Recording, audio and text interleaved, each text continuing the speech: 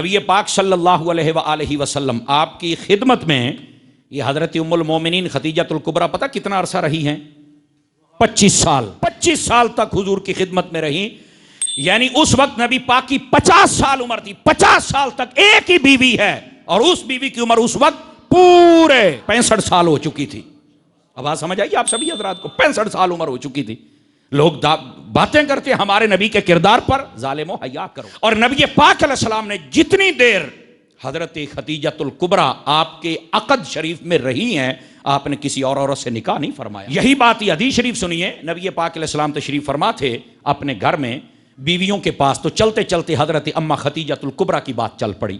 تو نبی پاک علیہ السلام نے انہیں جب یاد فرمایا تو یاد کرنے کے بعد ان کی تحسین فرمائی اور ان کے لیے بہت اچھے کلمات بولے، اور اکثر نبی پاک یاد کرتے رہتے تھے. حضرت ام المومنین حضرت سیدہ عائشہ صدیقہ طیبہ طاہرہ، تیری اور میری ماں ہے یہ بھی.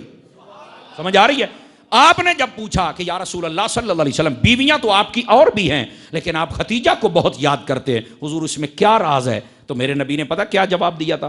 فرمایا بیویاں اور ہیں پر خدیجہ جیسی کوئی نہیں. تو پوچھا حضور ان میں کیا خاصیات تھی جو آپ کو اس وقت یاد آ رہی ہیں؟ تو نبی پاک علیہ السلام نے جو پہلی بات ارشاد فرمائی، ذرا غور سے سنیے گا. آپ نے فرمایا کہ جب لوگ مجھے جھٹلا رہے تھے اس وقت خدیجہ میری تصدیق کر کے میرا کلمہ بھی پڑھ رہی تھی اور میں محمد کو تسلی بھی دے رہی. فرمایا لوگ جھٹلا رہے تھے اور خدیجہ تسلی بھی دیتی تھی، اور فرمایا کہ میری تصدیق بھی فرما رہی تھی. یہ نبی پاک علیہ السلام نے خود ارشاد فرمایا. اور یہ یاد رکھ لیں ابھی نبی پاک علیہ السلام نے اعلان نہیں کیا تھا. توجہ ہے بھی فرنٹ سیٹوں والوں کی جتنے بیٹھے ہیں؟ ابھی اعلان نہیں کیا تھا تو 6 ماہ پہلے آپ کو اچھے خواب آنا شروع ہو گئے تھے، اور نبی پاک علیہ السلام کی طبیعت یکدم اس طرف مائل ہو گئی اللہ کے حکم سے کہ آپ تنہائی میں رہ کر تھوڑا عبادات کریں. حضرت خدیجۃ الکبریٰ پہ صدقے جاؤں، آپ گھر کا کام کر کے نبی پاک علیہ السلام کی روٹی بھی پہاڑوں میں پہنچانے جائے. حالانکہ آپ کتابیں پڑھ کے دیکھ لیں، حضرت خدیجۃ الکبریٰ ان کو ملکۃ العرب کہا جاتا ہے، رئیس مکہ کہا جاتا ہے، سب سے امیر ترین خاتون ہیں.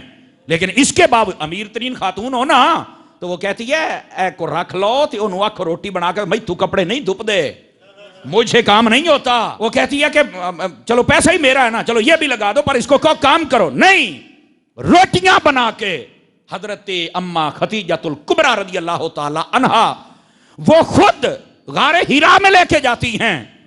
اور آپ میں سے جنہوں نے دیکھا ہے مکہ مدینہ، مکے کے اندر یہ غار حرا ہے، کڑیل جوان بھی ہو نا دھوں نکل جاندے نو دے کسے بولے چنا رمی تے پھر عمر ہوئے 45 یا 50 سال تے ذات دی بھی عورت ہوئے.